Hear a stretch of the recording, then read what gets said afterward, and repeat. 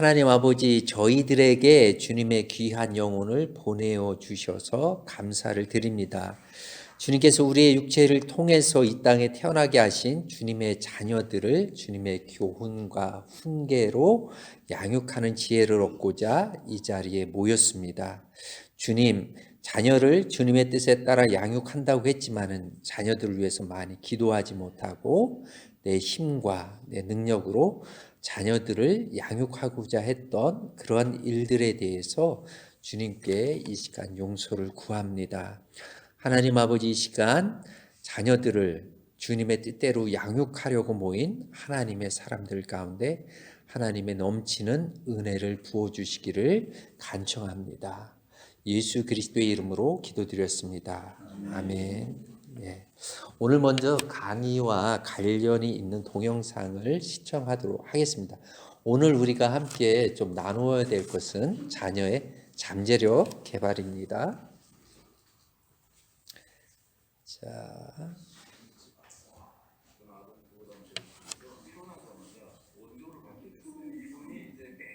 저에게 15달러씩 보내주셨어요. 근데 이게 무려 몇 년이나 갔냐면요, 45년간이었어요. 하나님이 너를 사랑한다. God loves you. Trust His love. 하나님이 너를 사랑하는 것을 믿어라. I pray for you. 난 너를 위해서 기도하고 있다.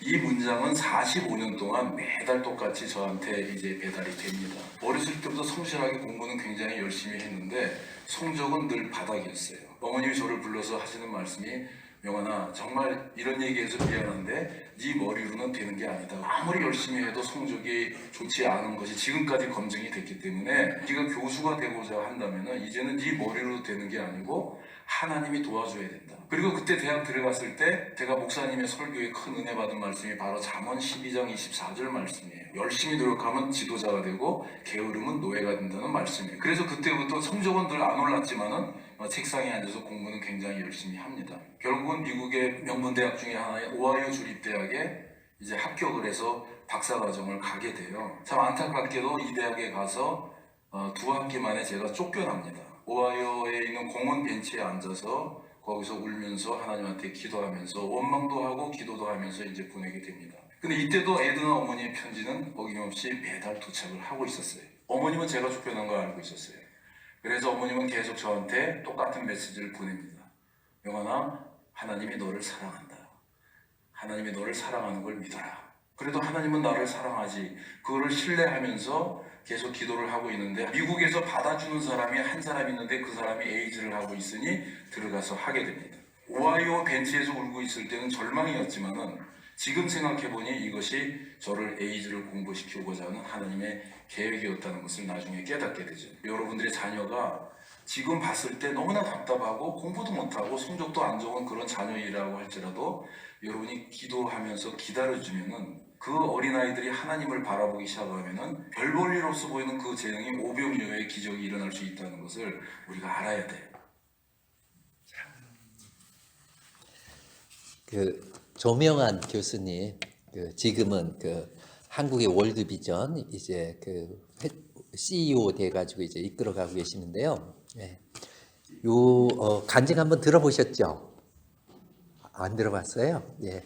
이렇게 구글링 유튜브에 이렇게 쳐보시면 조명한 교수님 이렇게 하면은 간증이 몇 개 쭉 이렇게 올라오는데 너무 간증이 은혜스럽고 하나님께서 참 일하시는 방법이 참 여러 가지구나라는 것을 좀 깨달을 수가 있습니다. 아동 구호단체를 통해서 태어나자마자 원조를 받게 됐습니다. 예. 여기 이렇게 보면은 이 45년간 매일같이 이렇게 세 가지 문장, 세 문장의 말씀을 주고 매달 15달러씩 보내준 이분이 에드나. 에드나 어머님이라고 부르고 계시죠. 이분은 한 번도 비행기를 타본 적이 없고 미국인이면서도 여권이 만든 적이 없고, 그리고 이 조명환 교수님이 만났을 때 이분이 무엇을 갖다 하고 있었냐면은 편의점에서 아르바이트를 하면서 생계를 이어가고 있었어요. 예. 그러면서 매달 같이 15불을 이제 45년간 원조로 했죠. 그리고 이분의 모든 삶의 여정들이 꼴찌 박사라는 책에 이렇게 보면은 너무너무 참 마음에 짠한 스토리가 참 많아요. 그래서 하나님께서 이 조명한 교수님의 엄마와 45년간 15달러씩 편지를 보내주신 신실한 그리스도인 에드나 집사님과 또 조명한 교수님의 그 성실성, 공부는 열심히 하는데 이제 시험 정석이 안 오르면 포기할 만도 한데 계속해서 이렇게 성실하게 공부를 하신 이 성실성을 통해서 하나님께서는 이분의 잠재력을 갖다가 개발하신 것을 볼 수가 있습니다. 이번 부모교육 시간에는 우리가 어떻게 해야 자녀의 잠재력을 최대로 개발할 수 있는지 살펴보는 시간을 좀 한번 갖고자 합니다. 모든 부모님들의 열망이 있잖아요. 우리 아이 잘 키우고 싶은데, 그죠? 우리 아이 잘 키우고 싶은데 하는 그러한 마음이 있는데, 그래서 모든 부모가 어떻게 최선을 다해서 자녀들을 키울 수 있을까 하는 그런 생각을 하는데, 이것이 바로 자녀의 잠재력을 개발하는 그러한 이슈입니다. 그래서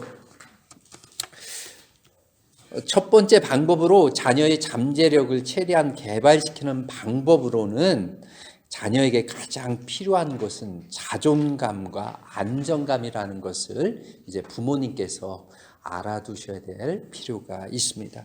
이 자존감은 자기 존재에 느끼는 감정이잖아요. 자기 존재에 대해서 느끼는 감정이고 자기 존재에 대해서 느끼는 이 자부심이죠.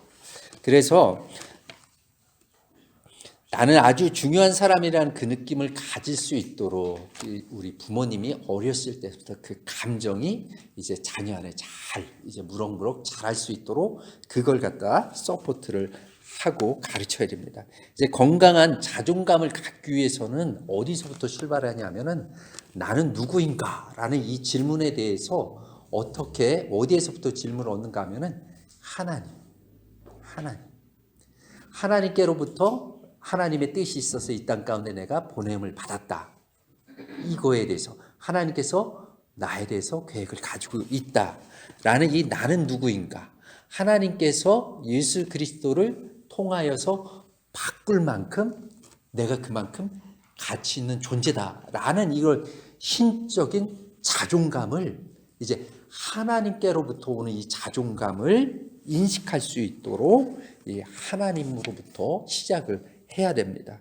그래서 먼저는 부모님께서 하나님께서 나를 어떻게 보시는지에 대해서 분명한 믿음을 가지고 계셔야 됩니다. 그래서 내가 하나님께서 나를 보실 때 어떻게 보시나라는 그 믿음이 흔들리게 되면은 자녀들도 부모의 흔들린 만큼 그대로 흔들릴 수 있어요.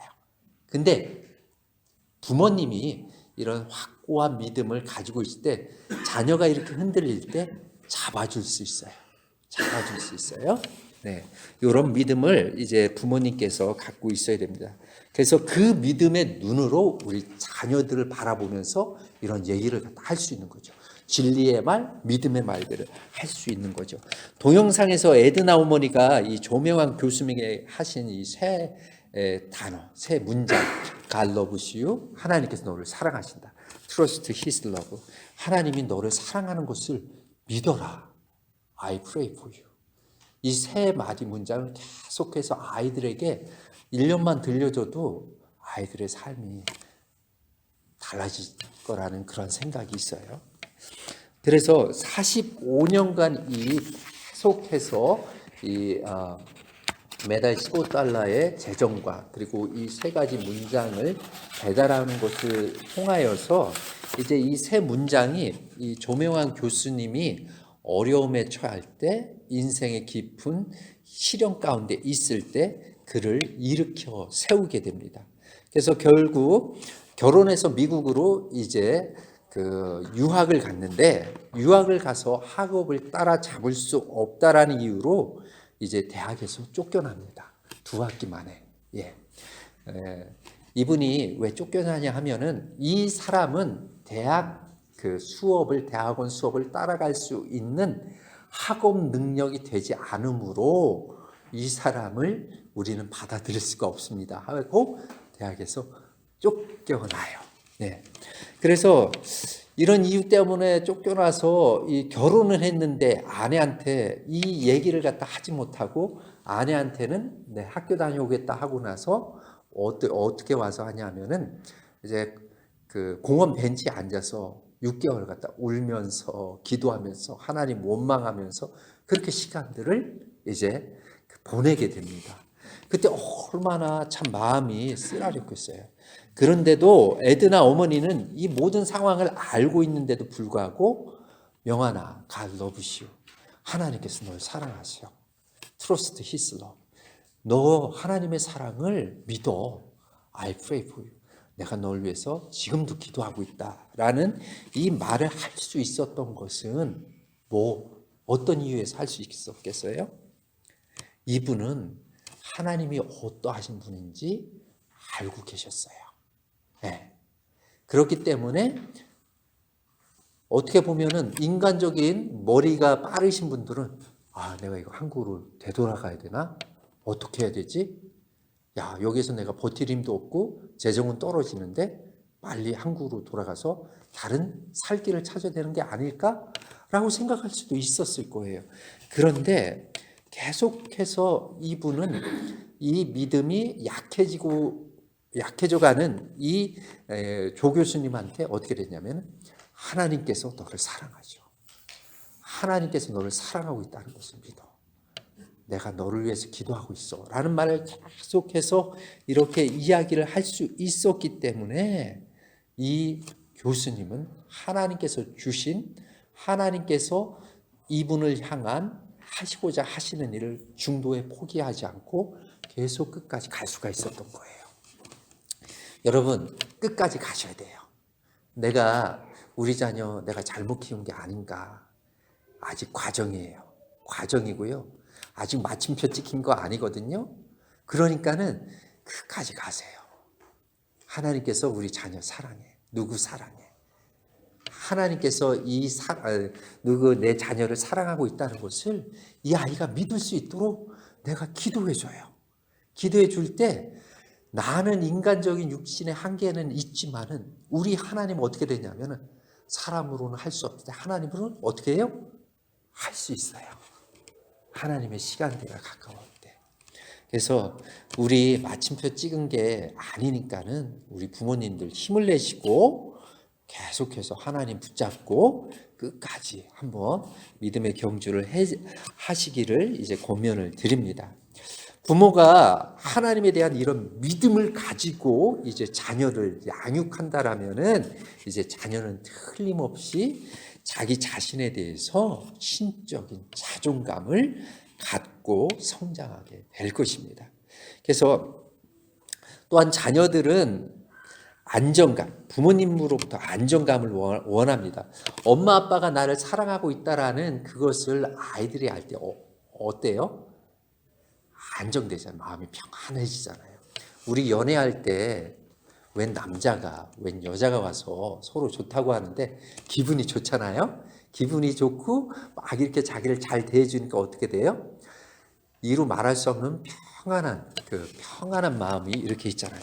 그래서 엄마 아빠가 나를 사랑하고 있다는 것을 깨닫는 아이는 이런 안정감을 갖게 됩니다.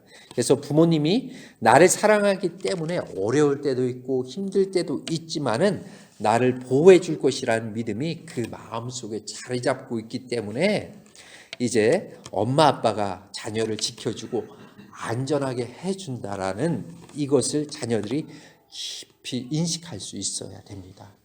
한국에서는 이혼율이 많이 높아지고 있어요. 그래가지고 이 한 반에서도 얘기하다 보면 친구들끼리 얘기하다 보면 우리 엄마 아빠 이혼한대 라고 하면은 그 아이가 겪게 되는 그 트라우마나 스트레스는 굉장한 거예요. 그렇기 때문에 우리 엄마 아빠는 계속해서 이 평안한 가정을 또 결혼 생활을 유지하고 있다라는 이것을 아이들이 알 때는 큰 안정감을 누리고 갖게 됩니다.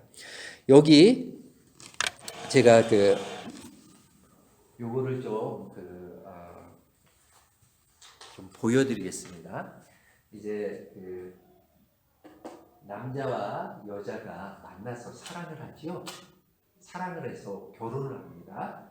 결혼해서 짜자잔 아기가 태어나요. 아기가 태어나면 이제 어떻게 해요? 너무너무 사랑스럽잖아요. 너무너무 사랑스러워서 이제 사랑을 나누어 줍니다. 사랑을 나누어줘요. 이제 아이가 커가면서 계속해서 사랑을 이제 받게 되는데 어떻게 하다 보면은 엄마 아빠도 완전한 부모님이 아니잖아요. 완전한 사람이 아니잖아요. 둘이 싸우기도 하고 싸우면서 이렇게 서로 간에 막 이제 헐뜯기도 하고 막 그러잖아요. 그래가서 이제 사랑을 이제 서로 안에 찌르기도 하고 그런 시간들을 겪게 됩니다. 그러면은 이 아이는 그 부모님으로 인해서 받는 상처도 있고 또 외부 환경에서 오는 또 상처도 있을 수 있습니다. 그래서 이 아이는 자기가 받은 사랑을 간직하고 이제 보호하기 위해서 어떠한 방편을 하냐면은 이렇게 사랑을 빼앗기지 않으려고 어떻게 하냐면 자기 안에 이제 보호막을 이제 준비해서 하게 됩니다. 그러면 이 보호막의 장점은 뭐예요? 내가 가지고 있는 사랑은 남들한테 흘리지도 않고 잘 킵할 수 있어. 이런 게 되겠죠. 그런데 완전하지 않고 불완전한 엄마 아빠가 그래도 자녀를 사랑하고자 이제 어떻게 돼요? 계속 사랑을 공급해 주지만은 이제 마음의 문이 닫힌 자녀는 사랑의 어떠한 것들을 받아들일 수가 없어요. 그래서 계속해서 이 부모님은 노력을 해서 조금씩 마음의 문이 열려서 어떻게 되냐면은 아이가 이제 마음의 문들이 좀 열려요. 그래가지고 이제 엄마 아빠가 다시 이렇게 사랑을 부어줍니다. 그런데 보호막이 있는 이 상황 속에서 엄마 아빠가 주는 사랑을 받아먹는 때하고 이게 이 보호막이 없을 때, 비닐 커버가 없을 때 주는 사랑의 양은 이제 너무 많이 차이가 나잖아요. 그렇죠? 여기에서 주목해야 될 점은 뭔가 하면은 이제 이 아이가 장성해서 또 다른 사람을 만나서 결혼을 하잖아요. 그러면 어떻게 되냐면은 이제 자기 안에 가지고 있는 사랑의 양을 가지고 두 사람이 만나서 사랑을 하게 돼요. 불완전하고 사랑의 탱크가 가득 차 있지 않은 상황에서 이제 둘이 안에 사랑을 서로 주고받는데 좀 아까처럼 서로 상처를 주기도 하고 어려움을 서로 안에 겪기도 하고 외부적인 스트레스 요인 때문에 여기 사랑의 탱크가 점점 더 드라이하고 수위가 낮아가게 됩니다. 그러면 어떻게 해야 될까요? 이 사랑의 탱크에 사랑을 채우기 위해서는 여기에서 보면은 사랑의 탱크가 비어져 인생을 살아갈 때 항상 사랑의 탱크는 고갈되어 가고 수위가 낮아져요. 그래서 엄마 아빠가 할 수 있는 최선의 일들은 이 사랑의 탱크의 물을 하나님께로 공급받아서 자녀들한테 계속해서 공급해줘야 되는 거예요. 그래서 자녀들한테 이렇게 사랑을 공급해줄 때 자녀 안에 엄마 아빠가 주는 사랑의 탱크에 가득 차서 이제 자존감과 안정감을 가지고 누리는 그러한 삶을 살아갈 수가 있습니다. 그래서 자녀들이 이렇게 커가면서 확인하고 싶어하는 두 가지가 있습니다. 그래서 아이들이 묻는 두 가지 질문이 있어요. 이제 첫 번째는 우리 함께 읽어볼까요? 저를 사랑하나요? 두 번째는 분명한 경계선이 어디까지인가요? 예. 이 두 가지 것을 이제 아이들이 여러 가지 모양으로 이제 묻게 되죠. 그래서 이 두 번째 분명한 경계선은 어디까지인가요? 라고 물을 때 내가 할 수 있는 것과 내가 할 수 없는 것을 자녀들이 알고 싶어 하는 거죠. 그래서 타락한 이것은 해도 돼요? 라는 이 질문은 어린아이일 때는 부모님께 허락을 받잖아요. 엄마 나 이거 써도 돼요? 엄마 나 이거 A4 용지 좀 그림 좀 그리고 싶은데 가지고 가도 돼요? 그러면 허락을 받잖아요. 그죠? 이렇게 어렸을 때는 엄마, 부모님한테 이렇게 허락을 받아요. 그래서 이런 부분이 명확하게 이제 아이들한테 명시화되지 않으면 아이들이 약간의 혼동을 잃고 불안해하죠. 야, 너 하고 싶은 거 다 해. 라고 했을 때 이 아이가 정말 하고 싶은 거 다 할까요? 그렇지 않아요. 너는 이거는 해도 되고 이건 하지 않아도 돼. 하지 말아야 돼. 라고 이런 것을 정해줬을 때 우리 자녀들이 진정한 자유를 누리게 되고요. 어디까지는 나의 책임이고 어디까지는 내 영역에 책임이 아는지를 분명히 알 수 있습니다. 이것을 어렸을 때 잘 배워야 하는데요. 자, 이것을 부모님으로부터 어렸을 때 잘 배운 아이는 처음에는 이 경계선이 좀 좁아서 갑갑할 수가 있지요. 그런데 커가면서 이 아이의 어떤 경계선은 더 넓어지고 더 넓어진다는 건 더 많은 자유를 경험하고 살아갈 수가 있죠. 그런데 어렸을 때 그냥 마음껏 해 라고 하면은 커가면서 어떻게 돼요? 자유가 제한되고 그래도 이 부분에 대해서 훈련을 받지 못하고 사회화가 안 되면은 어떻게 돼요? 강제적으로 이제 제일에 보내줘서 감옥에 보내줘서 이제 자신의 자유를 갖다 제한받는 이러한 상황을 연출하게 됩니다. 그래서 이런 것을 어렸을 때서부터 잘 털을 잡아줘야 된다라는 것입니다. 그러니까 어렸을 때는 이렇게 물어보는데 이제 17살, 18살 같은 이러한 어느 정도 사춘기의 아이들은 부모님의 표정과 말투를 보면서 이제 확인을 합니다. 우리가 살아가고 있는 세상에 여러 가지 많은 안 좋은 것들이 있잖아요. 그렇기 때문에 허용되는 것과 허용되지 않는 것을 이제 부모님이 정해 주어야 되는 것입니다. 이것이 경계선입니다. 그래서 폭력은 안 된다. 이 욕은 안 된다. 아무리 너가 화가 났어도 물건을 던지는 거 안 된다. 욕하는 건 안 된다. 라는 이런 경계선들을 얘기를 해줘야 됩니다. 하나님께서 완전한 부모에게 죄가 들어오기 전에 주신 창세기 말씀이 있습니다. 그래서 창세기 1장 27절에 보면 하나님이 창조하시는데 하나님의 형상대로 인간을 창조하셨다고 말씀을 해주십니다. 그러면서 남자와 여자를 창조하시고 어떻게 했냐면 너무 좋으셨다고 그랬어요. 그때는 죄가 하나도 없는 그 상태인 거죠. 그래서 그 이후 하나님께서 무슨 말씀을 하냐면 너무 좋았다고 그랬는데 그때 그 이후 선악과를 먹지 말라라는 이 명령을 하십니다. 하나님께서는 완전한 부부에게 죄가 없는 상태인데도 뭐라 말씀하시냐 하면은 경계선을 그어 주셨습니다.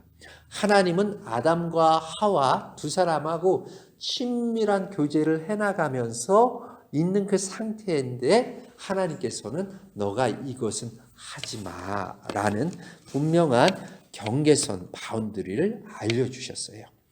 그래서 우리가 이 경계선에 대해서는 부모의 세 가지 역할을 하게 될 때 반드시 공통적으로 필요한 부분입니다.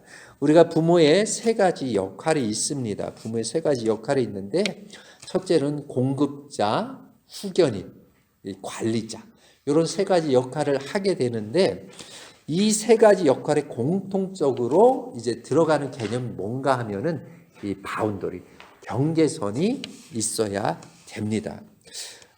짧게 이 세 가지 역할을 좀 살펴보도록 할게요. 공급자로서의 부모 역할은 처음에 아이들이 응애하고 태어나잖아요. 이때는 아무것도 없이 태어납니다. 그래서 어떻게 되냐면은 아이들이 전적으로 부모님이 전적으로 공급을 해주게 됩니다.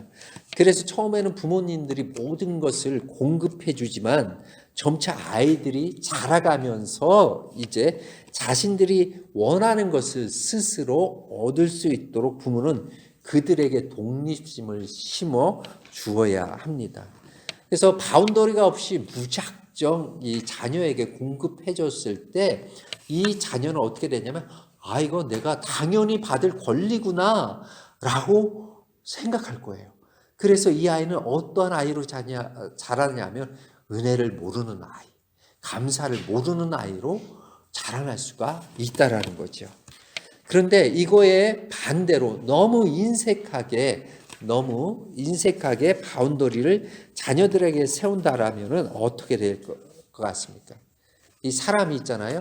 내가 이건 노력해서 어느 정도 하면은 될 것 같다 했을 때 동기부여가 돼서 좀 뭘 좀 해보잖아요. 그런데 이 아이가 이거 엄마 아빠가 말하는 이건 내가 열심히 해도 이거는 내가 못 따라가겠어.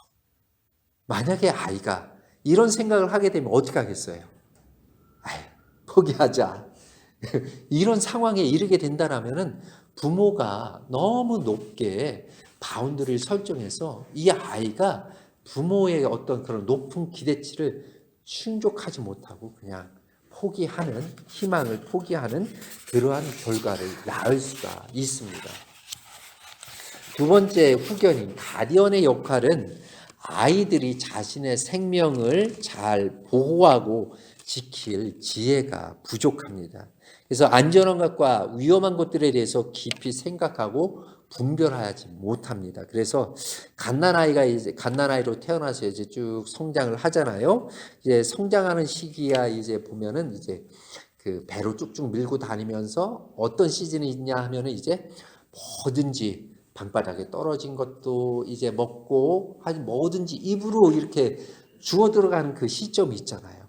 그럴 때는 뭐 레고 블럭도 먹고 뭐 그 구슬도 먹고 떨어진 뭐 과자 부스러기도 먹고 뭐 떨어진 뭐 반지도 먹고 이렇게 보니까는 그 엄마가 어떻게 결혼 반지를 떨어뜨렸는데 아이가 며칠 끙끙끙 앓아서 어떻게 됐나 하고 막 그 가보니까는 아이 뱃속에 엄마 결혼 반지가 있는 거예요. 그러니까는 이 아이가 그런 때에는 이게 뭐든지 인식이 없으니까 뭐든지 입으로 가져가는데 그때 되면 이제 엄마 아빠가 부지런히 살펴서 이런 걸 그 입으로 가져가지 못하게 해야 되는데 이러한 그 자녀의 성장하는 그 스테이지에 이러한 일들이 있다라는 거죠. 그럼 10대 사춘기의 아이들은 어떠한 시즌이 하면은 이제 레노베이션, 리모델링 하는 그러한 시즌이라고 생각하시면 됩니다. 이 감정적인 기복이 심해서 이성적으로 차근차근 생각해서 결론을 내리는 그러한 것이 아직은 미숙합니다.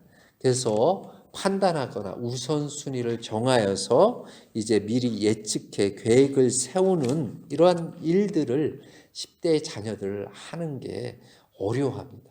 왜냐하면 감정의 기복이 심하기 때문에 이제 자기가 원하는 건 지금 하고 싶어 하는 거예요. 그래서 이런 상태가 바로 뭔가 하면은 청소년의 이 뇌 상태입니다. 그래서 여기 쭉 보면은 청소년의 뇌 상태는 뭔가 하면은 이제 집에 그 레노베이션 이렇게 하면은요 막 어수선하잖아요. 공사 중이니까는. 이 아이들이 내가 지금 공사 중이라서 아주 어수선하고 이 사고력도 충분히 조금 그 논리적으로 시간을 갖고 이렇게 사고하는 그러한 시간이 아니에요. 그래서 이때는 부모님들이 인내하셔야 되고 자녀들을 많이 좀 용납해야 되는 그러한 시즌입니다. 그렇기 때문에 부모님은 아이들은 경험을 통해서 그런 것들, 이런 것들을 배워가게 됩니다. 이때 부모는 아이가 이런 경험을 할 수 있도록 안전한 환경을 제공해 주셔야 됩니다. 어디까지가 자녀들이 경험할 수 있도록 허용해 줄 것인지 부모님께서 이제 그 범위를 정해 주어야 합니다. 때로는 어린 그 자녀에게 너무 많은 것을 허용해 주면은 어떻게 돼요? 위험에 처하게 됩니다. 그래서 한국은 그렇지 않은데 뉴질랜드는 10대 자녀들이 그 리스트릭이나 이렇게 되면 차를 운전할 수 있잖아요. 그때 이 아이를 잘 살펴보면서 이제 차를 갖다 리스트릭 면허로 운전할 수 있게 그 차키를 줄 수 있는 그러한 상태에 있는지 아니면은 아직 조금 더 있다가 줘야 되는지 이런 부분들을 이제 잘 생각을 해서 허용을 할지 안 할지도 이제 생각을 해줘야 됩니다. 그래서 부모님은 아이들을 이제 보호하기 위해서 자유를 적절하게 제한하면서 바운더리를 이제 강조해야 됩니다. 관리자로서의 부모 역할은 아이들로 하여금 목표를 정해서 그 목표를 성취할 수 있도록 이제 돕는 것입니다. 그래서 아이들이 스스로를 훈련시킬 수 있는 이런 능력을 가지고 태어나는 아이들은 거의 없습니다. 자기 절제가 잘 돼서 어떤 그 셀프 매니지먼트가 잘 돼서 이 아이가 어떤 부분들을 이제 공부는 어떻게 하고 몇 시서부터 몇 시까지는 무슨 공부, 몇 시서부터 몇 시까지는 뭐 다른 그 액티비티를 한다. 이렇게 어떠한 시간을 잘 분배해서 자신을 훈련시킬 수 있는 능력을 갖고 태어나는 아이들은 거의 없다고 보시면 됩니다. 그래서 따라서 부모님은 관리자의 역할을 통해서 적절한 방법을 가르쳐주고 이제 자녀들이 그 훈련을 잘 따라올 수 있도록 때로는 고쳐주기도 해야 됩니다. 그래서 때로는 자녀에게 벌을 주면서 단호하게 선을 그어줄 필요도 있습니다. 그래서 자녀가 자신이 맡은 일을 잘 해낼 수 있도록 도와주면서 자녀를 트레이닝, 훈련을 시켜야 하는 역할이 부모의 역할 중에 있습니다. 이때 부모는 아이에게 제한을 설정하고 아이가 책임감을 가지고 자신의 문제를 처리해 갈 수 있도록 도와야 합니다. 그렇다면 이런 부모의 역할을 수행할 때 이런 경계선을 정해주는 것은 필수적인 것을 볼 수가 있습니다. 그래서 부모의 역할을 잘 감당해내기 위해서는 바운더리, 엄마 아빠가 얘기하는 그 바운더리에 대한 인식이 자녀들에게 잘 있어줘야 합니다.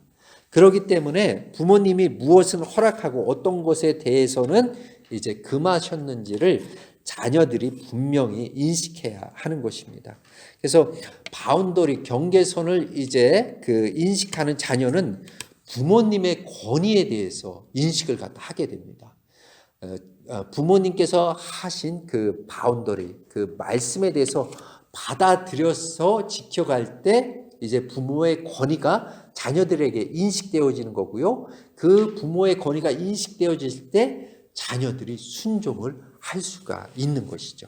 그래서 자녀의 잠재력을 최대한도로 개발시키기 위해서 가장 기본적으로 배워야 할 것이 자녀들에게 순종이라는 것을 인식하셔야 됩니다. 이 순종이라는 단어 자체는 경청하다, 듣다라는 뜻이 있는데요. 성경에서는 이 두 가지 의미의 순종이라는 단어가 나옵니다. 이 자녀가 부모에게 순종할 때 쓰는 단어와 이제 아내가 남편들에게 복종하라고 할 때 쓰는 단어가 나오는데 이 단어 두 가지의 뜻이 다릅니다. 그래서 우리가 그 에베소서에 보면은 자녀들아 주 안에서 너희 부모에게 순종하라 이것이 옳으니라 이렇게 있죠.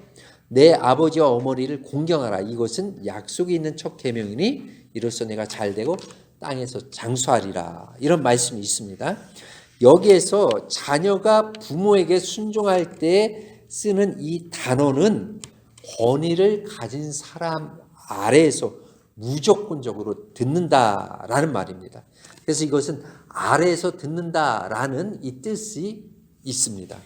그런데 아내들이여 자기 남편에게 복종하기를 주께 하라라는 이 단어, 이 복종이라는 말에는 여기에서 아내들에게 남편에게 순종하라고 할 때 쓰는 이 단어, 복종, 이 순종이라는 이 단어는 자발적으로 어떤 권위 아래 자신을 내려놓는다라는 것을 얘기합니다. 그래서 남편이 이렇게 그 성경 말씀에 대해서 아내들이 자기 남편에게 복종하라고 얘기했다 이런 얘기를 할 때 여기에서는 무조건적인 복종이 아니라 자발적으로 자원하는 심령으로 순종한다, 복종한다라는 것을 얘기를 합니다. 그래서 자녀들은 부모의 권위 아래 순종하는 것을 배워야 합니다. 순종은 단순히 부모와 자녀 사이의 문제가 아닙니다. 이것은 자녀와 하나님과의 문제로서 부모는 자녀를 하나님의 축복 안으로 끌어들이는 하나님의 대행자입니다. 성경은 순종할 때 오는 축복이 있고요, 불순종할 때 오는 어려움, 고통이 있다라고 분명하게 말씀합니다. 그래서 자녀가 불순종할 때는 자녀가 하나님의 축복에 원해서 이탈된 것입니다. 그러면은 자녀가 지금 어떠한 상태에 있는 거예요? 위험한 상태에 있는 것입니다. 그래서 부모님은 하나님께서 주신 권위로 이 아이, 자녀가 안전한 상태, 부모님께서 하나님의 축복을 해주실 수 있는 이 안전한 상태로 올 수 있도록 부모님은 자녀에게 순종을 가르쳐야 되는 것입니다. 부모에게 주신 권위를 사용해서 말입니다. 불순종은 배우지 않아도 됩니다. 왜냐하면 우리가 불순종하는 존재로 그렇게 태어났기 때문에 그렇습니다. 그래서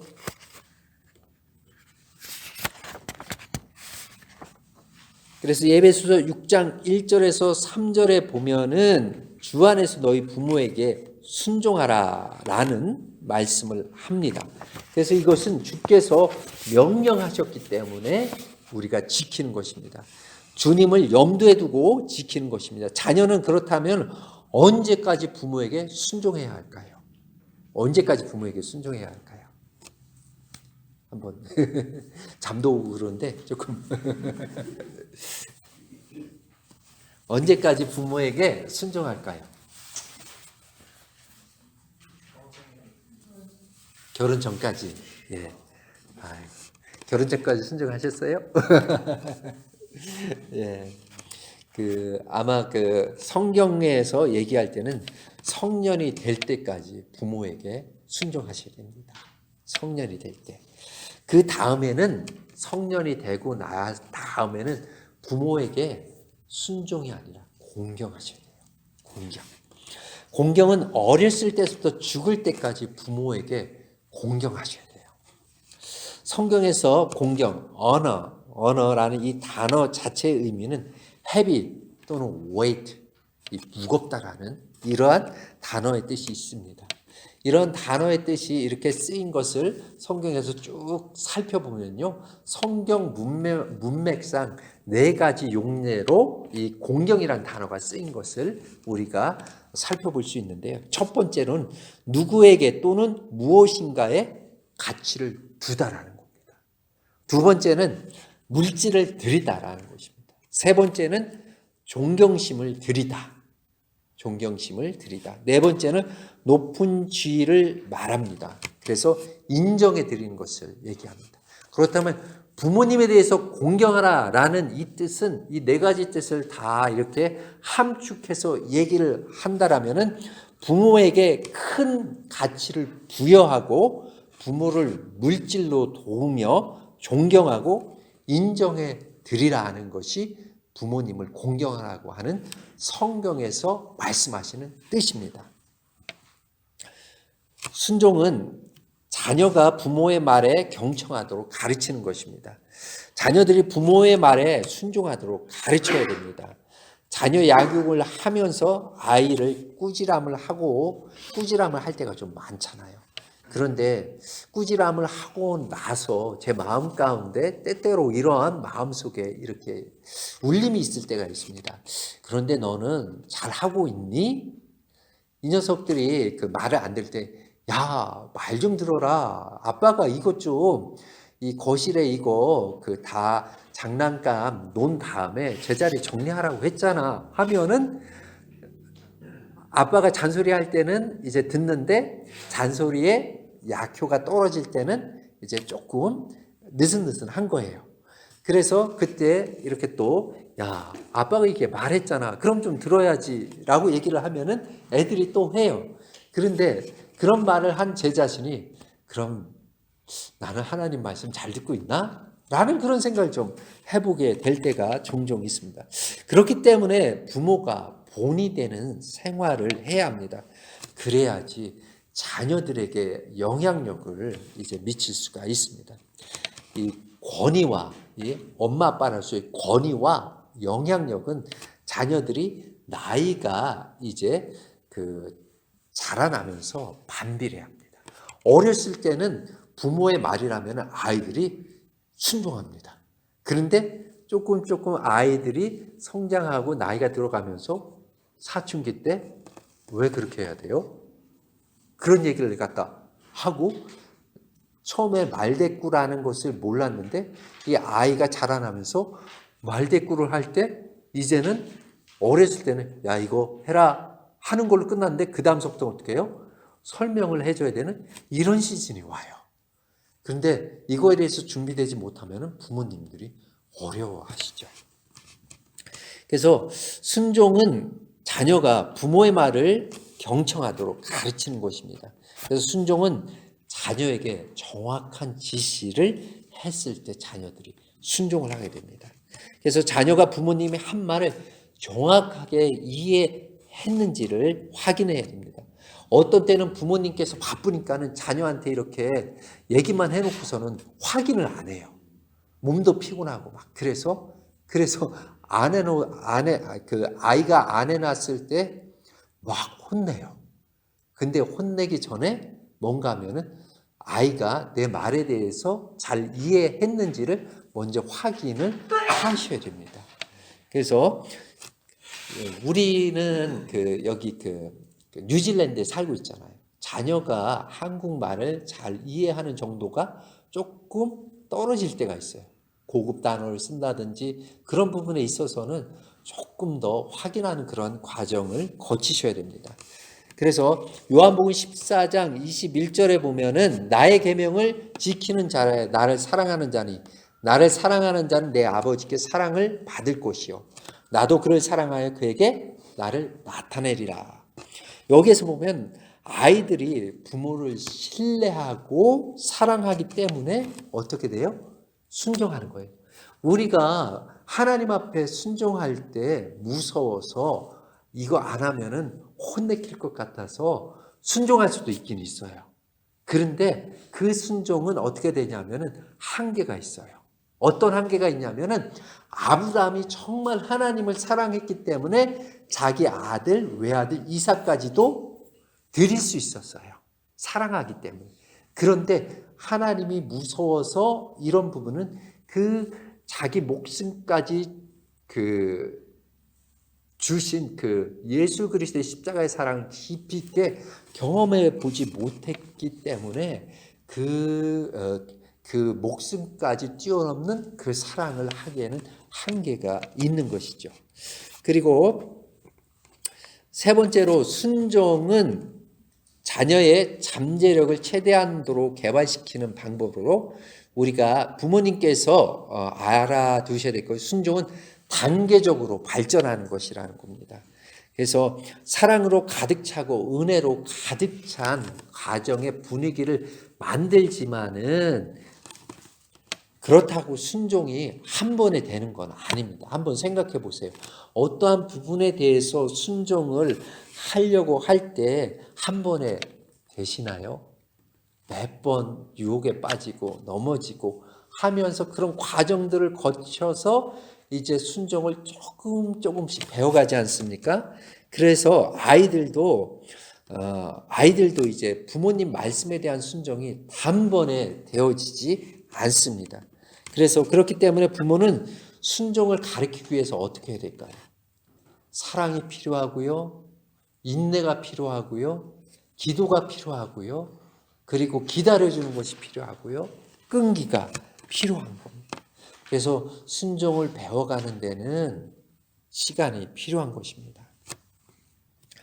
그래서 히브리서 5장 8절 우리 함께 좀 읽어보실까요? 그가 아들이시면서도 받으신 고난으로 순종함을 배워서 여기 예수님께서 죄 없는 하나님의 아들이신데도 불구하고 순종을 배우셨다고 그렇게 말씀하고 있어요. 그렇다면 죄 많은 우리 인생은 더 이상 순종을 배우라 마라 하는 것은 필요가 없습니다. 반드시 우리가 순종을 배워야 되는 것이죠. 그래서 성장은 예수님도 하신 이름을 성경에서 기록하고 있습니다. 누가복음 2장 52절에 보면은 주님의 생애에 있었던 성장 과정을 이제 설명을 하고 있습니다. 그래서 예수는 지혜와 키가 자라가며 하나님과 사람에게 더욱 사랑스러워 가시더라고 말씀을 하고 있습니다. 이 성경 말씀은 예수님이 4가지 측면에서 성장을 하셨다라는 것을 얘기하고 있습니다. 그래서 주님은 지혜가 자랐다. 이건 지적으로 성장하셨다. 주님은 또 키가 자랐다. 육체적인 성장을 말씀하시죠. 하나님께 사랑스러워 가셨다라는 것은 영적인 면에서 성장을 하셨다.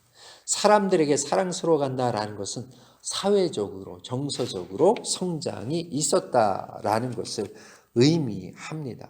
자, 여기에서 한번 좀 볼까요? 여기에서 이 집이 있다고 생각해 보세요. 집이 있다고 생각할 때 이 집이 기둥이 이렇게 있잖아요. 기둥이 있고 양 옆에 벽이 있고 위에 지붕이 있고요. 만약에 이 4가지 면에 대해서 한쪽이라도 집의 한쪽이라도 어떤 부실하다라고 했을 때 만약에 다 옆에 그 기둥도 좋고 옆에 벽도 좋고 다 좋은데 지붕이 뻥 뚫렸어요. 그러면 어떻게 될까요? 집에 여러 가지 어려운 일이 많이 있겠죠. 비가 오거나 바람이 불거나 하면 계속해서 이 집에 그 악영향이 있을 거예요. 이건 뭘 얘기하냐면은 여기에서 보여주는 것은 사람은 전 인격적인 존재로 하나님께서 만드셨다는 것을 말씀하시죠. 그래서 지적으로, 영적으로, 사회적으로, 정서적으로 균형 있게 골고루 자라가야지 하나님께서 말씀하신 그 예수 그리스도의 장성한 분량에 이르기까지 성장할 수가 있다라는 거죠. 그래서 지적, 신체적, 사회적, 정서적 이 영역들에서 함께 모두 다 성장하지 않는다면은 영적으로 완전하게 성장할 수 없습니다. 그래서 요즘 이렇게 보면 사회적으로 이제 자라간다는 것은 이 사람들하고 관계를 맺고 서로 안에 이제 교통하면서 알아가면서 살아가는 것을 함께 더불어 살아가는 삶을 말씀하죠. 그래서 주위를 보면은 이제 쉽게 볼 수 있는 것이 요즘 자녀들을 참 많이 이제 귀하게 키우는 것을 볼 수가 있습니다. 그렇기 때문에 어떠한 상황이 이제 되냐면은 이제 아이들이 타인 중심보다도 나 자신을 조금 더 생각해서 자기 중심적인 그런 사고의 영역들을 가지고 자라나는 것을 좀 볼 수가 있습니다. 그래서 이 아이들에게 나도 있지만은 남도 있어. 남하고 다른 사람도 있기 때문에 내가 원하는 것에 대해서 때때로는 절제해야 될 필요도 있다라는 그런 것을 가르쳐 주면서 살아가는 이 사회성을 이제 배워가는 것은 굉장히 중요합니다. 그래서 어떤 아이들은 이 인터넷이 너무 좋으니까 어떻게 되냐면은 인터넷 속에서 그 사람도 만나죠, 게임도 하죠, 모든 소셜을 갖다 인터넷에서 해요. 그래서 옆에 사람이 있는데도 불구하고 아마 잘 보시면은 아이들이 옆에 사람이 있는 또래 아이들하고 얘기하지 않고요. 인터넷을 그 스마트폰 하면서 자기가 원하는 걸 해요. 왜냐하면 옆에 친구가 있어도 그 인터넷 세상이 너무 흥미롭고 자기가 원하는 게 다 있으니까는 그쪽을 통해서 막 얘기를 갖다 하는 거예요. 그래서 우리 아이들이 자라나면서 이 사회적으로, 정서적으로, 영적으로, 육체적으로 이 모든 부분들이 건강하게 균형 잡히게 성장해야지만이 하나님께서 원하시는 그러한 인간으로 자라날 수가 있다라는 것이죠. 그래서 지금 말씀드리고 있는 것은 순종은 단계적으로 발전해 가는 것이라고 이제 말씀을 드리고 있는데 3살짜리 자녀와 8살짜리 자녀가 이제 부모님 말에 순종할 수 있는 이 정도는 이 차이가 있습니다. 자녀들의 나이에 따라서 이 엄마 아빠가 이제 그 자녀들의 나이에 따라서 이해하는 정도가 다릅니다. 그래서 순종을 하기 위한 가이드를 이제 얘기할 때도 자녀들과 관계할 때도 나이에 맞게끔 눈높이로 다가서야 될 필요가 있습니다. 그래서 아기는 태어나서 자신의 생명을 자신의 힘으로 유지해서 자신의 생명, 자신의 존재를 갖다가 이제 유지할 수 있는 능력이 제로입니다. 전적으로 타자에 의해서 자신의 생명이 타인의 손에 맡겨진 상태로 이제 자라나게 됩니다. 그런 상태에서 아이는 조금씩 나를 대하는 다른 사람들의 이러한 경험들을 통해서 내 자신을 엄마가 아빠가 어떻게 대하는지의 이런 경험들을 통해서 세상은 이렇다라는 자기 안의 내용물들을 채워가게 됩니다. 그래서 이런 내적인 경험들을 많아지면서 피할 수 없이 자기 정체성이나 자기의식, 타자의식이 조금씩 이 아이에게 만들어지게 됩니다. 그래서 여기에서 볼 수 있는 것은 내가 스스로 이 만들어져 가는 부분보다도 다른 타자에 의해서 나는 어떠한 사람이구나라는 것을 이 아이가 이제 경험을 하고 메모리가 하게 된다는 것이죠. 그래서 이런 생애 초기의 상태에서 어떤 것을 가르칠 때는 순서가 있습니다. 그래서 제임스 와일더 박사라는 분이 예수님의 마음으로 생활하기라는 이 책에서 어린 아이의 처음 2년 동안 사랑하는 관계 속에서 기쁨을 경험하기를 원하는 욕망이 가장 강력한 힘이라고 이제 얘기를 갖다 합니다. 아이가 이제 응애응애하고 태어나잖아요. 첫 6주는 맛과 냄새, 체온을 통해서, 두 번째 6주는 이제 접촉을 통해서, 이제 3개월에서 12개월까지 12개월 전까지는 이제 보는 시각을 통해서, 그리고 12개월 이후부터는 청각을 통해서 아이들이 기쁨을 경험한다라는 것입니다. 그래서 엄마 아빠가 아이 보면서 막 어쩔 줄 몰라 하고 막 기뻐하는 그 표정을 졌잖아요. 이 아이는 그것이 자기 안에 에너지가 되는 거예요. 앞으로 살아갈 인생의 그 에너지, 사랑의 탱크에 사랑이 부어지고 있는 그런 거예요. 그래서 이제 앞에 이렇게 보시는 것처럼 이제 아이들의 나이가 이러한 단계 이렇게 자라갈 때 4살에서 5살이 될 때 이때는 규칙이 중요합니다. 옳고 그른 것을 가르쳐줘야 되고요. 거짓말은 나쁘다. 아이들을 때려서는 안 된다. 이런 규칙들을 들려주어야 합니다. 그 나이에 들을 수 있는 그 규칙들을 들려주어야 합니다. 3살밖에 안 된 자녀가 있다라면은 규칙은 주지만은 그 말을 다 이해할 만큼 이제 충분한 이해력이나 지성이 있는 것은 아닙니다. 5살은 이제 규칙을 주어야 합니다. 그래서 무엇이 옳고 그른지에 대해서 정확하게 가이드를 해야 합니다. 그리고 6살에서 7살은 아이들을 이해시키기 위해서는 아이들과의 관계가 중요합니다.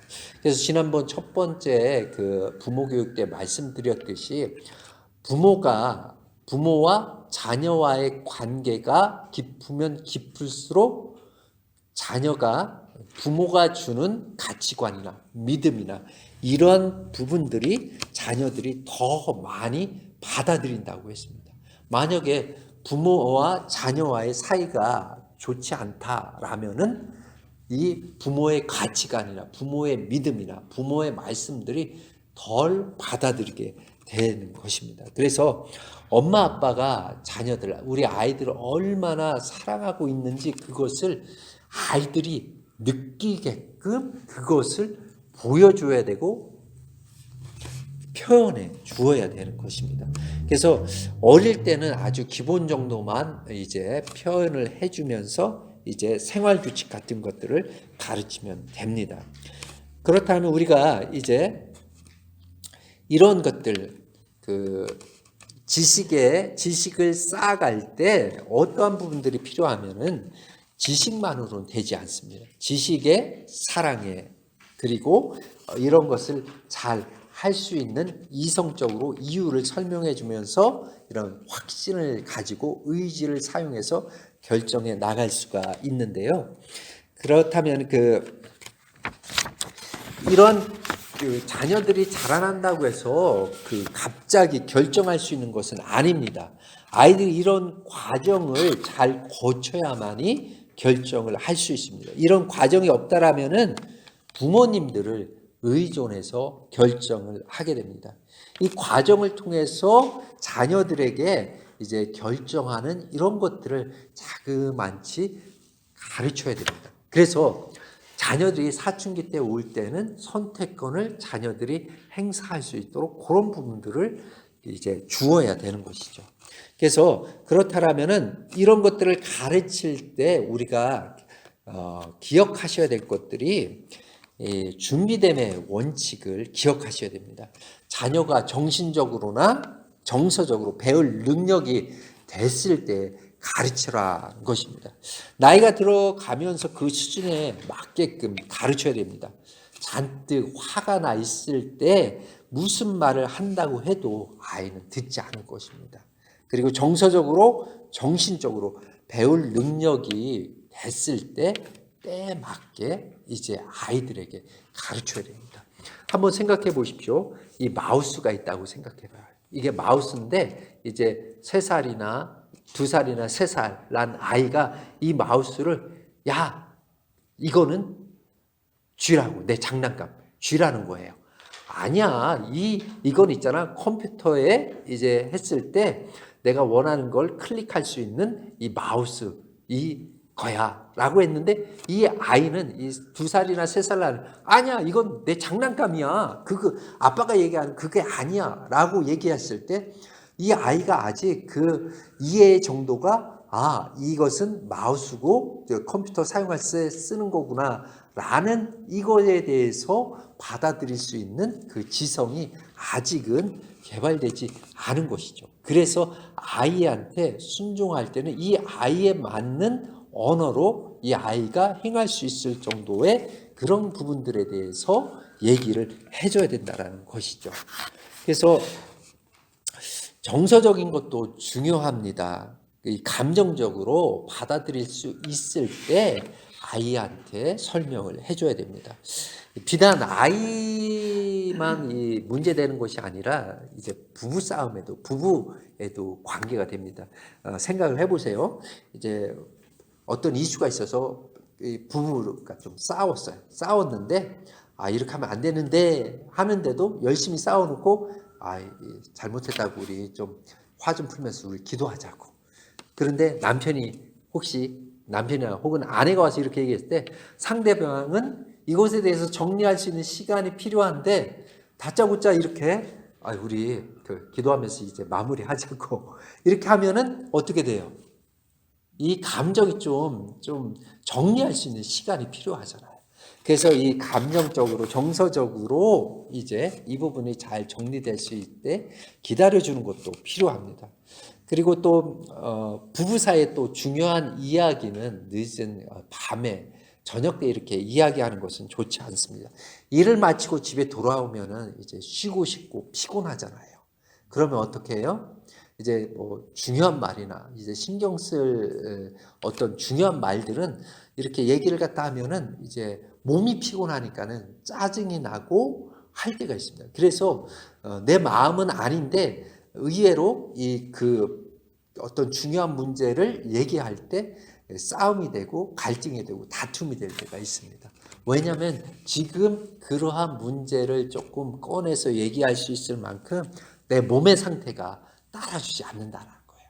그래서 그런 부분들을 생각하시고 하면은 이제 부부 사이가 조금 더 중요한 문제를 지혜롭게 결정할 수 있을 수가 있겠습니다. 두 번째로 책임의 원칙이 있습니다.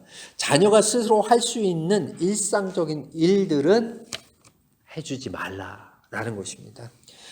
이제 갈라디아서 6장 2절에 보면은 여러분은 서로 남의 짐을 져 주십시오. 그렇게 하면 여러분이 그리스도의 법을 성취하실 것입니다. 라고 말씀을 해주고 있습니다. 갈라디아 6장 5절에 보면 또 어떤 말씀이 있냐면은 사람은 각각 자기 몫의 짐을 져야 합니다라는 말씀이 있습니다. 이 구절을 얼핏 보면은 우리가 자신의 문제와 다른 사람의 문제를 모두 해결하며 살아가야 되는 그러한 사람처럼 이제 그런 것이 그리스도인의 삶인 것처럼 이제 생각되어질 수가 있습니다. 그런데 여기에서 보면은 여기에서 말하는 그 6장 2절에 보면 서로 남의 짐을 져 주십시오 할 때 이 짐, 영어로는 버든이라고 이렇게 되어 있는데요. 이것은 어떤 짐을 말하냐면 재정적인 위기, 몸이 아플 때 또는 감정적인 위기처럼 어떤 부분인가 하면은 우리 삶을 압도하는 큰 그 바위 같은 그 문제들, 돌덩이, 이것에 대해서는 우리가 서로 짐을 져주라는 겁니다. 왜냐하면 한 사람이 이 짐을 해결하기엔 너무 이 짐에 깔릴 정도로 이렇게 되기 때문에 이러한 짐을 진 지체들이 있다라면은 우리가 같이 가져서 이 서로 짐을 나누지라는 것입니다. 근데 6장 5절에 사람 각각 자기 몫의 짐을 져라라는 이 말씀의 이 짐은 로드라는 이런 그 뜻의 단어인데요. 여기에서는 개인이 일하기, 학교 가기, 그리고 친구들이나 가족이나 교회에 대한 의무를 얘기하는 것입니다.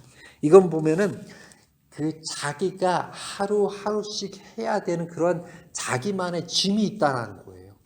이거 그 자기 안에 그 우리가 가방을 짊어지고 학교에 가잖아요. 그런 것처럼 자기가 짊어진 백팩에 넣어서 짊어진 것처럼 자기가 할 수 있는 그 짐들은 본인이 지어라라는 것입니다. 그래서 아이들은 종종 자신이 해야 될 이 백팩의 그 책가방의 짐을 큰 짐처럼 여길 때가 있다라는 것입니다. 그래서 그것에 대해서 부모가 문제를 좀 해결해 줬으면 하는 마음이 들 때가 있다라는 거예요. 그런데 부모가 자녀에 대해서 도움을 줘야 될 때가 있어요. 왜냐하면은 어디 차를 타고 어디로 이동해야 된다라면은 이제 우리가 픽업을 좀 해줘야 될 때가 있죠. 그리고 또 어떤 일들을 해야 되냐면은 자녀가 정신적으로 정말 큰 충격이 있을 때는 그때는 부모가 정말 옆에서 잘 도와줘야 됩니다.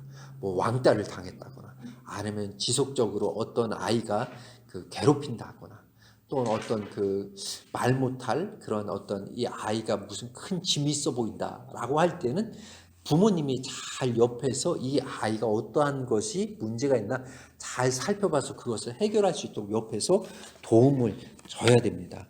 그렇지만은 자신이 노력을 해야 돼서 노력을 함으로 인하여서 줘야 될 그 일들이 있습니다. 학교 숙제들, 프로젝트들, 과제들 이런 거는 본인이 해야 됩니다. 그리고 시험 공부를 해야 되는데 자기가 열심히 공부해서 시험 점수를 높이는 것은 부모가 해줄 수 없어요. 그런 거 어떻게 되냐면 자녀가 해야 됩니다. 그럴 때 부모는 이 자녀들한테 이제 잘 이 부분을 뚫고 갈 수 있도록 관리자의 역할, 어떤 그 매니저의 역할을 통해 가지고 이 아이가 그런 부분에 대해서 포기하지 않고 뚫고 갈 수 있도록 옆에서 부모로서의 역할을 잘 감당해 줘야 됩니다. 반면에 초등학생이지만 자기 옷을 찾아 입을 수 있다라면은 엄마가 찾아줘서 입혀주지 말아야 됩니다. 스스로 이부자리를 갤 수 있다라면은 대주면 안 됩니다. 방 어지른 거 치울 수 있죠. 그러면 아이가 치울 수 있게 해야 됩니다. 만약 어렸을 때 이 모든 것을 부모님께서 해주면은 어떻게 되냐면은요, 커서도 다 부모님이 해주는 걸로 합니다. 결혼하면 어떻게 되나요? 자기 배우자가 방 청소하는 걸로 알고서는 어떻게 돼요? 이걸 왜 내가 해? 당신이 해야 되는 거 아니야? 우리 엄마 아빠도 해줬어. 그럼 당신이 해줘야지. 이렇게 하면 2차 세계대전이 일어나는 거죠. 예. 그래서 자녀가 해야 할 일을 부모님께서 뺏어가면은요, 결과적으로는 자녀를 노엽게 하는 행동이 되고요, 아이가 장성했을 때 그걸로 인해서 큰 어려움을 겪게 됩니다. 하나님께서는 우리 부모님에게 주의 교훈과 교양과 훈계로 양육하라고 이제 말씀하셨습니다. 그래서 교양이라는 것은 주로 말이나 규율이나 이런 규칙을 얘기를 한데요. 훈계는 행동적으로 이제 혼내는 그런 부분일 수가 있습니다. 아이들이 어렸을 때는 부모가 말로서 안 되니까 너 이 녀석 맴매할 거야 이런 말을 해가지고 이제 부모 말에 따라오게 할 때가 있습니다. 그래서 아이들이 자라나면은 말이 통하기 때문에 말을 통해 가지고 이제 부모 순종을 가리킬 때가 있습니다. 그래서 어떤 경우는 말로 안 될 때가 있습니다. 그래서 성경에서는 교양과 훈계로 자녀들을 양육하라고 얘기를 합니다. 그래서 자녀가 순종을 배울 수 있도록 부모님께서는 도와주는 방법을 제공해 주어야 합니다. 모든 것을 물질로 해결하게끔 해서는 안 됩니다. 많은 부모님들이 바쁘시잖아요. 바쁘시기 때문에 어떻게 되냐면 물질로 자녀들의 문제를 해결해 주려고 할 때가 있습니다. 많은 경우에 부모의 물질이나 부모의 재능이 자녀의 행복과 성공을 보장해 주지 않습니다. 주위에 한번 보세요. 주위에 한번 보시면은 반비례 하는 경우도 많이 볼 수가 있잖아요. 그래서 자녀가 순종을 배울 수 있도록 도와주는 방법을 부모님께서 제공을 해 주셔야 됩니다. 이 방법은 물질이 어느 정도 해줄 수는 있지만 물질로 다 되지는 않습니다. 그래서 우리는 그렇다면 이 성경에서는 무엇을 어떻게 하라고 얘기를 하냐. 그래서 성경에서는 큰 원칙을 제공하고 거기에 대해서 어떤 방법론을 제시하는 게 있냐라는 것을 좀 우리가 살펴볼 필요가 있습니다. 그래서 성경 신명기 6장 4절로 6절까지 한번 좀 잠도 오시고 눈이 무거워지는데 한번 좀 읽어보겠습니다. 시작. 이스라엘아 들으라. 우리 하나님 여호와는 오직 유일한 여호와이시니 너는 마음을 다하고 뜻을 다하고 힘을 다하여 내 하나님 여호와를 사랑하라. 오늘 내가 내게 명하는 이 말씀을 너는 마음에 새기고. 자, 이 말씀이 있죠. 그래서 6장 4절로부터 쭉 9절에 보면은 이제 어떻게 되냐 하면은 이제 조금 더 읽어보면은요. 자녀에게 부지런히 가르치며 집에 앉아 있을 때나 길을 갈 때나 누워 있을 때나 일어나 있을 때나 언제든지 가르치십시오. 또 당신들은 그것을 손에 메어 표로 삼고 이마에 붙여 기호로 삼으십시오. 이렇게 6장 4절서부터 9절 쉐마 이스라엘이라고 해서 이제 하나님의 말씀을 가르치라고 얘기를 갖다 하는데 이게 어느 문맥에서 이렇게 나오냐면 신명기 6장 1절서부터 3절에 어떤 말씀이 나오냐면은 6장 1절에 이것들을 지키십시오. 6장 2절에 보면은 법도를 지키면 잘 살 것입니다. 3절에 보면 이 모든 말을 듣고 성심껏 지키며 계속해서 무엇을 얘기하냐면은 말씀을 지킬 것을 강조합니다. 그런 후에 말씀을 잘 순종하기 위해서 6장 4절부터 9절까지의 방법을 하나님께서 모세를 통해서 말씀을 하고 있는 것이죠. 그렇다면 그 방법이 무언가 하면은 우리가 자녀에게 적용할 수 있는 이 5가지 방법이 있습니다. 쉐마 이스라엘을 통해서 볼 수 있는 것이 제일 먼저는 교리적인 진리입니다. 제일 처음으로 삶의 기반을 닦는데 아이들에게 진리를 가르쳐야 합니다. 하나님이 살아계시다. 하나님이 우리를 사랑하신다. 하나님이 예수님을 우리에게 보내주셨다. 예수님이 우리 죄를 위해 십자가에 돌아가셨다. 예수님이 부활하셨고 예수님을 통해서만 죄사함을 받을 수 있다라는 이러한 기초적인 진리에 대해서 아이들에게 말씀해 주셔야 되고 그 말씀을 따라서 양육을 해야 됩니다. 이 말씀이 들어가 있지 않는다라면은 아이들에게 하나님의 존재는 인식될 수가 없습니다. 두 번째로는 개인적인 헌신입니다. 그래서 부모가 하나님을 사랑하시지 자녀들도 우리 아이들도 하나님을 사랑할 수 있도록 헌신해야 합니다. 부모가 구원받았다고 우리 자녀들이 자동적으로 이제 구원받는 건 아닙니다. 모태신앙이라는 말은 성경적인 말이 아닙니다. 모태에서부터 어떻게 믿을 수 있어요? 네. 그래서 모태신앙이란 말은 성경적인 말은 아니지만은 부모님의 어떠한 하나님을 향한 믿음과 사랑과 헌신이 자녀들에게 잘 흘러갈 수 있는 좋은 토대는 되는 것입니다. 왜냐하면 하나님과 부모님의 사이가 잘 정말 신실한 관계라면은 이 자녀에게도 그것이 영향력을 주기 때문에 그렇습니다. 그래서 세 번째로는 성경적인 지식입니다. 그렇게 하기 위해서 자녀들이 어렸을 때부터 성경을 가까이 하고 성경을 공부해야 합니다. 그래서 교회 가서 성경을 배우고 성경적인 지식을 쌓을 수 있도록 부모님께서 해 주어야 됩니다. 그래서 그 다음에는 체계적인 지도, 성경을 가르치는 데 있어서 교회에서도 이제 가르칩니다. 그렇지만은 가정에서도 이 부분이 행해져야 됩니다. 이것이 신명기에서 말한 부지런히 가르치는 것입니다. 시간을 정해놓고 체계적으로 가르쳐야 됩니다. 우리가 가정 예배를 통해서 이제 가르쳐야 되고, 가정 예배를 통해서 이제 우리가 이런 어려움이 있지, 또 이런 기도 제목이 있지, 우리 함께 기도하자. 기도해서 이제 계속 기도하면 이 기도가 이제 응답이 됐으면, 야, 우리가 이거 위해서 기도했는데 응답됐어. 그런 기도 응답이 계속 차곡차곡 쌓이면 어떻게 돼요? 하나님은 살아계시지, 하나님 우리의 기도를 듣고 계시지, 하나님이 우리가 지금 이거 해결할 수 없다라고 기도했을 때, 하나님 앞에 기도할 때 이 문제들 해결됐잖아.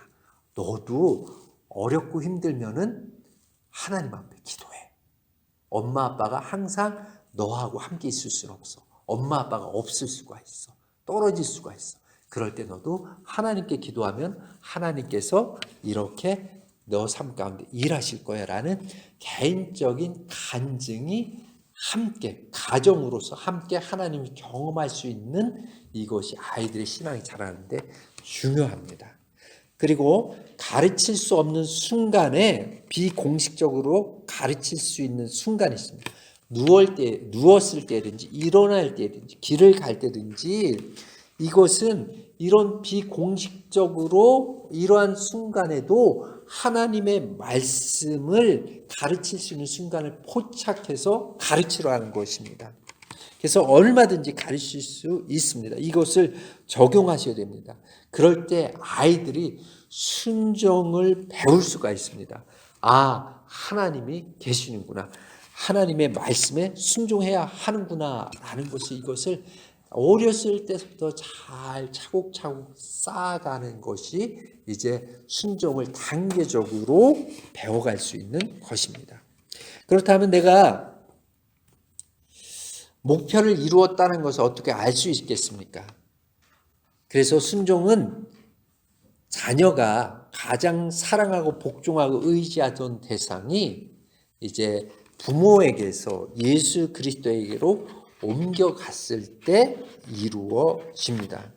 이것을 볼 때 이제 부모님은 섭섭해하지 마시고요. 정말 내가 하나님 앞에서 잘 키운 이제 자녀들로 인한 열매를 지금 내가 보는구나라고 기뻐하시면 됩니다. 그래서 부모에게는 이제 순종하다가 이제 자녀들이 성인이 됐을 때는 성년이 됐을 때는 공경함으로 바뀌어지게 되고 이제 그 평생 동안 그 자녀는 부모님을 향해서 공경하는 모습으로 자라나게 될 것입니다. 그렇지만은 자녀는 하나님 앞에 평생 순종하는 삶을 살아갈 것입니다. 그래서 우리가 자녀들을 볼 때 교회 출석하는 것으로 그쳐서는 안 됩니다. 부모가 평가해야 하는 것이 있다라면 아이들이 신앙 활동이 아니라 우리 아이가 정말 하나님의 말씀에 순종하는 삶을 살고 있는가. 한두 번 못 나올 수도 있어요. 한두 번 교회에 빠질 수도 있어요. 그래서 빠지라 그건 아니고요. 이 아이가 우리 아이가 정말 순종하는 아이로 자라나고 있는지 옆에서 지켜보시라는 거예요. 그래서 아이들이 예수님께 순종할 수 있도록 우리 부모님께서 도와주셔야 됩니다. 아이들의 삶 속에 세 가지 특징이 나타날 때 우리 부모님은 이 아이가 정말 잘 자라났구나 하는 그러한 그 생각을 하실 수 있는데요. 이 세 가지 것이 뭔가 하면은 현명한 결정을 내릴 때, 누가 현명한 결정을 내릴 수 있겠습니까? 많이 그 실수한 경험이 있는 아이가 현명한 결정을 내릴 수가 있습니다. 잘못된 결정을 내려본 아이가 이렇게 하면은 지난번에 하니까는 잘못했어. 그래서 다른 방법으로 결정을 내리고 이런 것들이 계속 쌓아져 가면은 어떻게 돼요? 현명한 결정을 내릴 수 있습니다. 근데 자녀가 사춘기 때 이제 부모님께서는 한 걸음 뒤로 물러서서 자녀가 조금씩 자기가 원하는 결정을 할 수 있도록 옆에서 봐줘야 되는 그런 시즌입니다. 그래서 이것이 자녀에게 크게 만약 그런 결정을 내려도 손해가 아니라면은 실수할 수 있게 그 실수를 좀 허용해 주세요. 야, 너 그거 그렇게 하면 안 돼. 이렇게 하지 마시고, 왜냐하면 실수를 통해서 배울 수 있는 그 기회가 자녀를 성장시킬 수가 있습니다. 그래서 이런 부분들을 좀 부모님들께서 조금 더 이 넓은 안목에서 바라봐 주는 것이 좀 좋습니다. 그래서 우리 빌립보서 1장 9절서부터 10절 함께 좀 읽어보겠습니다. 시작. 내가 기도하노라 너희 사랑을 지식과 온 총명으로 점점 더 풍성하게 하사 너희로 지극히 선한 것을 분별하며 또 진실하여 허물없이 그리스도의 날까지 이르고 예수 그리스도로 말미암아 의와 은혜가 가득하여 하나님의 영광과 찬송이 되기를 원하노라. 예, 내가 기도하노라 우리 자녀의 이름을 두고 누구에게 사랑을 지식과 모든 총명을 점점 더 풍성하게 하사 너희로 자기 자녀의 이름을 두면서 지극히 선한 것을 분별하며 또 진실하여 허물없이 그리스도의 날까지 이르고 예수 그리스도로 말미암아 의의 열매 가득하여 하나님의 영광과 찬송이 되기를 원하노라. 우리 아이들이 우리 자녀들이 하나님 앞에 영광과 찬송이 되는 삶을 산다라면은 부모님 성공하신 삶이에요. 예. 지금 마침표 안 지켰거든요. 쉼표니까는 조금 숨 호흡하시면서 하나님, 내가 지금까지 이렇게 키우려고 했는데 잘 안 됐습니다. 그렇지만 하나님 도와주세요. 하나님께서 이 기도를 들으시는 것을 기뻐하시고 그 기도를 들으시고 힘주시고 도와주실 거예요. 그래서 지금 이 말씀으로 매일 아침 기도하시고 축복하시고 이렇게 해서 우리 자녀가 엄마 아빠가 나를 위해서 이렇게 기도하고 있구나라는 것을 듣는다라면은 엇나가지 않을 거예요. 흔들릴 수는 있겠죠. 그렇지만 이 아이는 안전한 안전망에서 흔들린다라고 생각하시면 되겠습니다. 자, 두 번째로요. 자신이 한 약속을 지킵니다. 내가 아이들의 삶 속에 세 가지 특징이 나타날 때 잘 자랐구나라고 했을 때 이 우리 자녀가 자신이 한 헌신의 약속을 잘 지키는 말과 자녀들아 우리가 말과 혀로서만 사랑하지 말고 행함과 진실함으로 사랑하자라고 그랬어요. 그래서 행함과 진실함은 어떠한 모습으로 나타나냐면 내 말을 한 것에 대해서 지키는 그러한 모습으로 나타난다는 거죠. 앞으로 세상은 우리의 자녀들을 유혹하는 일들이 너무 많습니다. 예전에는 생각만 했던 그러한 일들이 이제는 생각만 한 게 아니라 생각을 해서 그 생각을 실현시킬 수 있는 기술력이 지금 갖추어져 있어요. 그렇기 때문에 우리 아이가 어떠한 상황에서 어떠한 모습으로 살아났을지 여러분의 나이대, 여러분의 30이면 40이면 50이면 우리 아이가 40살이 됐을 때 그 당면에서 살아갈 삶의 환경들은 너무너무 달라요. 그때에도 하나님의 영광과 찬송이 될 수 있도록 자라날 수 있도록 하나님께서 어떻게 되냐면은 헌신의 약속을 잘 지킬 수 있도록 이것이 한꺼번에 되어지는 게 아닙니다. 계속 차곡차곡 쌓이고 하나님을 경험할 때 가능한 것이죠. 그래서 함부로 약속을 하지 않고 그러기 위해서는 자기가 한 약속은 꼭 지키라는 것을 이제 얘기를 해야 합니다. 그렇다면 어떻게 돼요? 부모님이 먼저 보이셔야 되겠죠. 예. 잠언 20장 6절에 보면은 많은 사람이 각기 자기의 인자함을 자랑하는 충성전자를 누가 만날 수 있으랴. 자신은 믿을 만하다고 하는데 정말 자신의 말을 지킬 만한 신실한 사람이 있느냐라는 말씀입니다. 이 말씀이 일단 한 약속을 아무리 불편할지라도 아무리 내가 이제 실수했네 손해 보겠네라고 할지라도 이제 그 자녀들이 이 한 약속을 잘 지키는 그러한 그 사람이 될 수 있도록 이렇게 자라난다라면은 정말 이 아이가 잘 자라는 것입니다. 그리고 세 번째로 다른 사람을 배려한다라는 것입니다.